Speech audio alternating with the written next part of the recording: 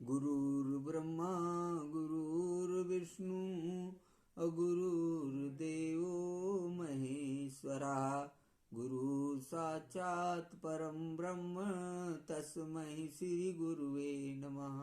अखंडमंडलाकारं व्याप्तं येन चराचरं तत्पदं दर्शितं येन तस्मै श्री गुरुवे नमः। या कुन्देन्दुतुषारहारधवला या शुभ्रवस्त्राविता या वीणावर्दण्डमण्डितकरा या श्वेतपद्मासना या ब्रह्माच्युतशङ्करा प्रभृतिर्विरदेवे सदा वन्दिता सा मां पाहि सरस्वती भगवती निशेषजाड्यापहा। मनोजवं मारुततुल्यवेगं जितेन्द्रियं बुद्धिमतां वरिष्ठं वातात्मजं वानरयूथमुख्यं श्रीरामदूतं शरणं प्रपद्ये। ओम सर्वमंगलमांगल्ये शिवे सर्वार्थसाधके शरणे त्र्यंबके गौरी नारायणी नमोस्तुते। ओम ह्रौं जूं सा ओम भूर्भुवः स्वः ओम त्र्यंबकं यजामहे सुगन्धिं पुष्टिवर्धनम् उर्वारुकमिव बन्धनान् मृत्योर्मुक्षीयमामृतात्। ओम सा ओम भुवः ओम भुः ओम सा जूं ह्रौं गौः। ओम लीं बंगलामुखी सर्वदुष्टानां वाचं मुखं पदं स्तम्भे जिह्वां कीले बुद्धिं विनाशे ह्रीं ओम स्वाहा। ओम ह्रीं ऐं ह्रीं ह्रीं ह्रीं फट्। बोलो राजराजेश्वरी त्रिपुर सुंदरी मैया की जय। ओम ह्रीं ह्रीं ललितांबाय फट् स्वाहा। बोलो राजराजेश्वरी त्रिपुर सुंदरी मैया की जय। बोलो बंगलामुखी मैया की जय। ओम ऐं ह्रीं श्रीं प्रतिंगरे मामरचरसतुर्वंजय वंजय वें हुम फट् स्वाहा। बोलो भद्रकाली मैया की जय। बोलो दक्षिणेश्वर काली मैया की जय। सानंद मानंद बसंत मानंद कंदम हतपाप वृंदम वाराणसी नाथम नाथ नाथम श्री विश्वनाथम शरणं प्रपद्ये। बोलो काशी विश्वनाथ भगवान की जय। अहिल्या द्रौपदी तारा कुंती मंदोदरी तथा पंचकम नाम नित्यम महापातक नाशनम। अस्वस्थामा बलिर्व्यासो हनुमानाश्यम विभीषणा कृपा परशुराम सप्तते चिरजीवना। ओम राम रामेति रामेति रमे रामे मनोरमे सहस्रनाम तातुल्यम राम नाम वरानने। वसुदेव सुतं देवं कंसचारूणमर्दनं देवकी परमानंदं कृष्णं वंदे जगद्गुरुं। हे राधे वृषभानुभूतने गंधर्विके राधिके हे कृष्णानन पंकज भ्रमरिके कृष्ण प्रिये माधवी। हे वृंदावन नागरी गुरुनिधे दामोदर प्रेयसी। हे श्री ललितादिके प्रिय सखी प्राणादिके पाहि मां शरणागतं पाहि मां शरणागतं पाहि मां शरणागतं पाहि मां शरणागतं। हे चक्रधर हे चक्रपाण हे चक्रयुद्धारी ओम सुदर्शन चक्राय नमः। सर्वप्रथम आत्मनाय अनंत विभूषित ब्रह्मलीन परमहंस अत्रि मुनि महाराज जी के चरणों में कोटि कोटि नमन है। आत्मनाय अनंत विभूषित ब्रह्मलीन सनातन धर्म सम्राट स्वामी कर्पात्री जी महाराज जी के चरणों में कोटि कोटि नमन है। आत्मनाय अनंत विभूषित ब्रह्मलीन जगतगुरु शंकराचार्य स्वामी माधवानंद सरस्वती महाराज जी के चरणों में कोटि कोटि नमन है। सनातन धर्म को पराकाष्ठा पे ले जाने वाले ब्रह्म सत्यम जगत मिथ्या नामक महामंत्र देने वाले अद्वैतवाद के वाहक भगवान आदि शंकराचार्य जी के चरणों में कोटि कोटि नमन है। सनातन धर्म की जय। श्री कृष्णाय वयम नमः। श्री कृष्णा शरणं मम। ओम राधा कृष्णाभ्याम नमः।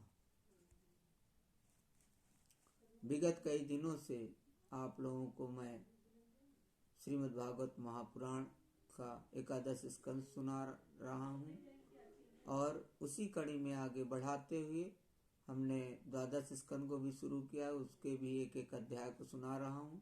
जिस तरीके से मैंने श्रीमद् भागवत महापुराण के एकादश स्कंद के एक एक अध्याय की कथा आप लोगों को सुनाई, उसी कड़ी में आगे बढ़ाते हुए द्वादश स्कंद के एक एक अध्याय की कथा आप लोगों को सुना रहा हूँ। कल की कथा में सातवें अध्याय की कथा मैंने सुनाई थी। इसमें अथर्ववेद की शाखाएं और पुराणों के लक्षण के बारे में कथा मैंने सुनाना शुरू किया है। इसमें सूत जी शौनकादिक ऋषियों को सुना रहे हैं। उसमें सूत जी आगे कहते हैं कि जब मूल प्रकृति में लीन गुण क्षुब्ध होते हैं तब मैं तत्व की उत्पत्ति होती है। और मैं तत्व से तामस, राजस, वैकारिक 3 प्रकार के अहंकार बनते हैं। और त्रिविध अहंकार से ही पंच तन्मात्रा इंद्रिय विषयों की उत्पत्ति होती है और इसी उत्पत्ति क्रम का नाम सर्ग है। परमेश्वर के अनुग्रह से सृष्टि का सामर्थ्य प्राप्त करके महतत्व आदि पूर्व कर्मों के अनुसार अच्छी और बुरी वासनाओं की प्रधानता से जो यह चराचर शरीरात्मक जीव की उपाधि की सृष्टि करते हैं, एक बीज से दूसरे बीज के समान, इसी को विसर्ग कहते हैं। पुरुषानुग्रहीतानामेते साम वासनामयः विसर्गोऽयं समाहारो अबीजाद बीजम चराचरम। चर प्राणियों की अचर पदार्थ वृत्ति अर्थात जीवन निर्वाह की सामग्री है। चर प्राणियों के दुग्ध आदि भी इनमें से मनुष्यों ने कुछ तो स्वभाववश कामना के अनुसार निश्चित कर ली और कुछ ने शास्त्र की आज्ञा अनुसार। भगवान युग युग में पशु पक्षी मनुष्य ऋषि देवता आदि के रूप में अवतार ग्रहण करके अनेकों लीलाएं करते हैं। इन्हीं अवतारों में वे वेद धर्म के विरोधियों का संहार भी करते हैं। उनकी यह अवतार लीला विश्व की रक्षा के लिए होती है, इसलिए उनका नाम रक्षा है। मनु देवता, मनुपुत्र, इंद्र, सप्तऋषि भगवान के हंसावतार। इन्हीं 6 बातों की विशेषता से युक्त समय को मनवंतर कहते हैं। ब्रह्मा जी से जितने राजाओं की सृष्टि हुई है उनका भूत, भविष्य और वर्तमान कालीन संतान परंपरा को वंश कहते हैं। उन राजाओं के तथा उनके वंशधरों के चरित्र का नाम वंशानुचरित है। और इस विश्व ब्रह्मांड का स्वभाव से ही प्रलय हो जाता है। उसके 4 भेद हैं, नैमित्तिक, प्राकृतिक, नित्य और आत्यंतिक। और तत्वज्ञ विद्वानों ने इन्हीं को संस्था कहा है। पुराणों के लक्षण हेतु नाम से जिसका व्यवहार होता है वह जीव ही है, क्योंकि वास्तविक वही सर्ग विसर्ग आदि का हेतु है और अविद्यावश अनेकों प्रकार के कर्म कलाप में उलझ गया है। जो लोग उसे चैतन्य प्रधान की दृष्टि से देखते हैं वे उसे अनुसयी अर्थात प्रकृति में शयन करने वाला कहते हैं, और जो उपाधि की दृष्टि से कहते हैं उसे अव्याकृत अर्थात प्रकृति रूप कहते हैं। नैमित्तिका प्राकृतिको नित्य आत्यंत को लयः संसतेति कवि प्रोक्ता चतुर्धा स्वभावतः। जीव की वृत्तियों के 3 विभाग हैं, जागृत, स्वप्न और सुषुप्ति। जो इन अवस्थाओं में इनके अभिमानी विश्व, तेजस और प्राग के माया रूप प्रतीत होता है। इन अवस्थाओं से परे तुरीय तत्व के रूप में लक्षित होता है, वही ब्रह्म है। उसी को यहाँ अपाश्रय शब्द से कहा गया है। पदार्थेषु यथा द्रव्यं सन्मात्रं रूपनामसु बीजादि पंचतान्तासु हैवस्थासु युतायुतं विरमेते यदा चित्तं हित्वा वृत्तित्रयं स्वयं योगेन वा तदात्मानं अवेदेहाया निर्वर्तते। नाम विशेष और रूप विशेष से युक्त पदार्थों पर विचार करें तो वे सत्ता मात्र वस्तु के रूप में सिद्ध होते हैं और उनकी विशेषताएं लुप्त हो जाती हैं। असल में वह सत्ता ही उन विशेषताओं के रूप में प्रतीत भी हो रही है और उनसे पृथक भी है। ठीक इसी न्याय से शरीर और विश्व ब्रह्मांड की उत्पत्ति से लेकर मृत्यु और महाप्रलय पर्यंत जितनी भी विशेष अवस्थाएं हैं उनके रूप में परम सत्य स्वरूप ब्रह्म ही प्रतीत हो रहा है और वह उनसे सर्वथा पृथक भी है। यही वाक्य भेद से अधिष्ठान और साक्षी के रूप में ब्रह्म ही पुराणोक्त आश्रय तत्व हैं। और जब चित्त स्वयं आत्म विचार अथवा योगाभ्यास के द्वारा सत्व गुण, रजोगुण, तमोगुण संबंधी व्यवहारिक वृत्तियों और जागृत, स्वप्न आदि स्वाभाविक वृत्तियों का त्याग करके उपराम हो जाता है, तब शांत वृत्ति में तत्वमसि आदि महावाक्यों द्वारा आत्मज्ञान का उदय होता है, उस समय आत्मवेत्ता पुरुष अविद्या जनित कर्म वासना और कर्म प्रवृत्ति से निवृत्त हो जाता है।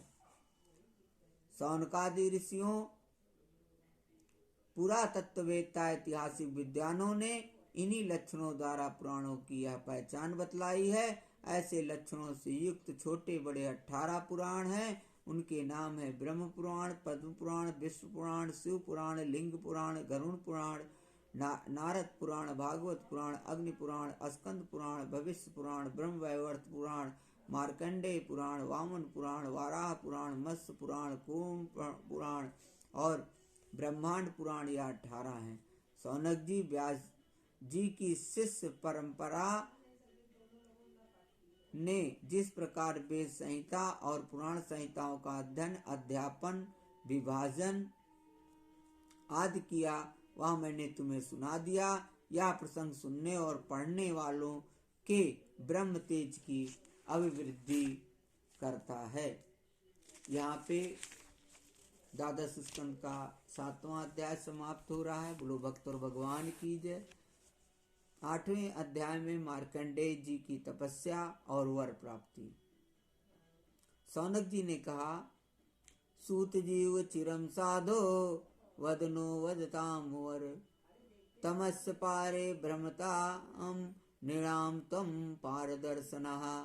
शौनक जी ने कहा, साध शिरोमणि सूत जी, आप आयुष्मान हो। सचमुच आप वक्ताओं के सिरमौर हैं।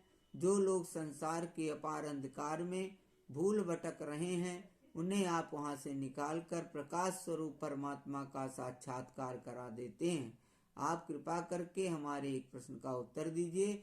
लोग कहते हैं कि मृकंड ऋषि के पुत्र मार्कंडेय ऋषि चिरायु हैं, और जिस समय प्रलय ने सारे जगत को निगल लिया था, उस समय भी वे बचे रहे। परंतु सूत जी, वे तो इसी कल्प में हमारे ही वंश में उत्पन्न हुए एक श्रेष्ठ भृगुवंशी हैं, और जहाँ तक हमें मालूम है, इस कल्प में अब तक प्राणियों का कोई प्रलय नहीं हुआ है।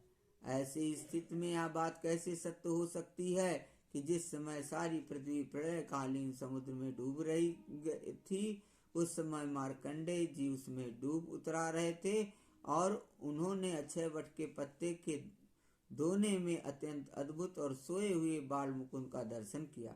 सूत जी, हमारे मन में बड़ा संदेह है और इस बात को जानने की बड़ी उत्कंठा है। आप बड़े योगी हैं, पौराणिकों में सम्मानित हैं।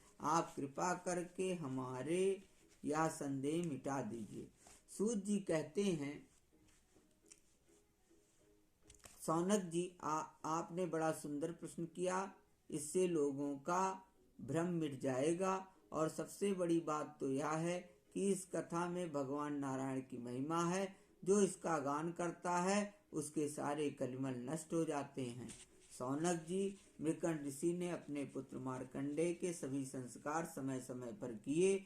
मार्कंडेय जी विधि पूर्वक वेदों का अध्ययन करके तपस्या और स्वाध्याय से संपन्न हो गए थे। उन्होंने आजीवन ब्रह्मचर्य का व्रत ले रखा था।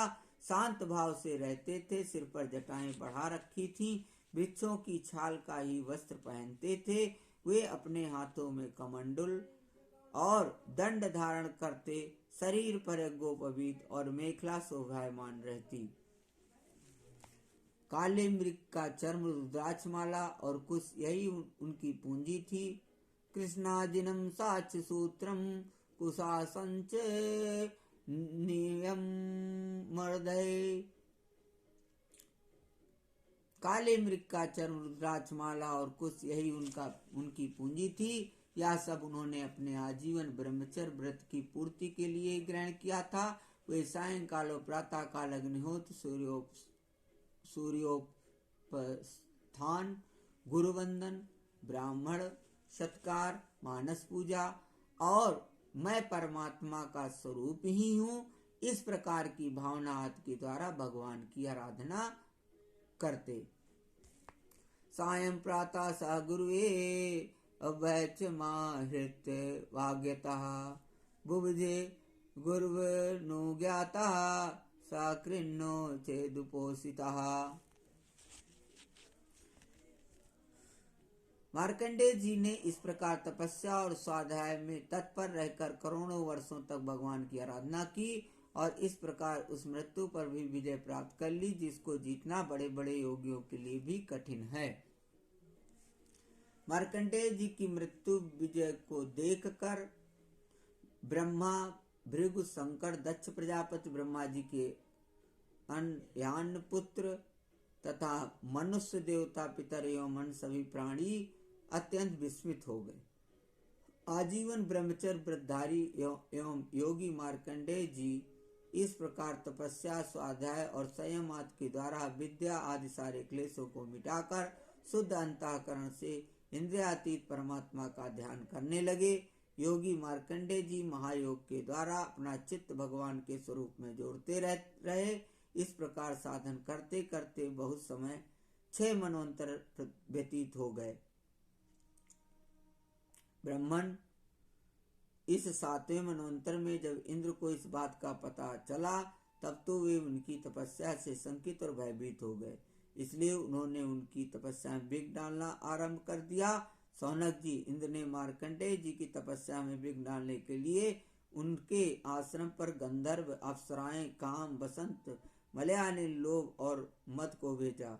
भगवान वे सब उनकी आज्ञा के अनुसार उनके आश्रम पर गए। मार्कंडेय जी का आश्रम हिमालय के उत्तर की ओर है। वहीं पुष्पभद्रा नाम की नदी बहती है और उसके पास ही चित्रा नाम की एक शिला है। गंधर्व अप्सरसः कामं वसंत मलयानिलो मुनिये प्रेषयामास रजस तोकमदो तथा। सौनक जी, तदाश्रम पदम पुण्यम पुण्यद्रुम लतांचितम। सौनक जी, मार्कंडेय जी का आश्रम बड़ा ही पवित्र है। चारों ओर हरे भरे पवित्र वृक्षों की पंक्तियां हैं, उन पर लताएं लहराती रहती हैं। वृक्षों के झुंड में स्थान स्थान पर पुण्यात्मा ऋषिगण निवास करते हैं और बड़े ही पवित्र एवं निर्मल जल से भरे जलाशय सब ऋतुओं में एक से ही रहते हैं। कहीं मत वाले भौरे अपनी संगीतमय गुंजार से लोगों का मन आकर्षित करते रहते हैं, तो कहीं मत वाले कोकिल पंचम स्वर में कुहू कुहू कूकते रहते हैं। कहीं मतवाले मोर अपने पंख फैलाकर कलापूर्ण नृत्य करते रहते हैं, तो कहीं अन्य मतवाले पंछियों का झुंड खेलता रहता है। मार्कंडेय मुनि के ऐसे पवित्र आश्रम में इंद्र के भेजे हुए वायु ने प्रवेश किया। वायु प्रविष्ट आदाय हिम निर्झर सी करान।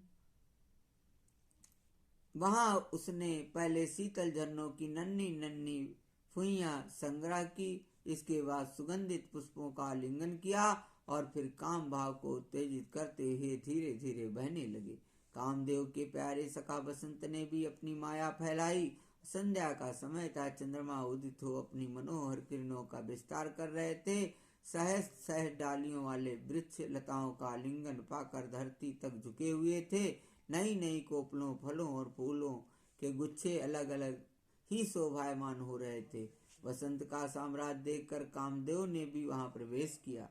उसके साथ गाने बजाने वाले गंधर्व झुंड के झुंड चल रहे थे। उसके चारों ओर बहुत सी स्वर्गीय अप्सराएं चल रही थी और अकेला काम ही सबका नायक था। उसके हाथों में पुष्पों का धनुष, उस पर सम्मोहन आदि बाण चढ़े हुए थे। उस समय मार्कंडेय मुनि अग्निहोत्र करके भगवान की उपासना कर रहे थे। उनके नेत्र बंद थे, वे इतने तेजस्वी थे मानो स्वयं अग्निदेव ही मूर्तिमान होकर बैठे हों। उनको देखने से ही मालूम हो जाता था कि इनको पराजित कर सकना बहुत ही कठिन है। इंद्र के आज्ञाकारी सेवकों ने मार्कंडेय मुनि को इसी अवस्था में देखा। बोलो भक्तर भगवान की जय। आइए थोड़ा सा संकीर्तन करेंगे, क्योंकि हर संकीर्तन करना जरूरी है। कथा में एकादशी का तिथि थी और वही तिथि आगे बढ़ रही। आइए थोड़ा सा भगवान का संकीर्तन करें। हे चक्रधर, हे चक्रपाण, हे चक्रधारी ओम सुदर्शन चक्राय नमः। आइए हरि संकीर्तन करते हैं।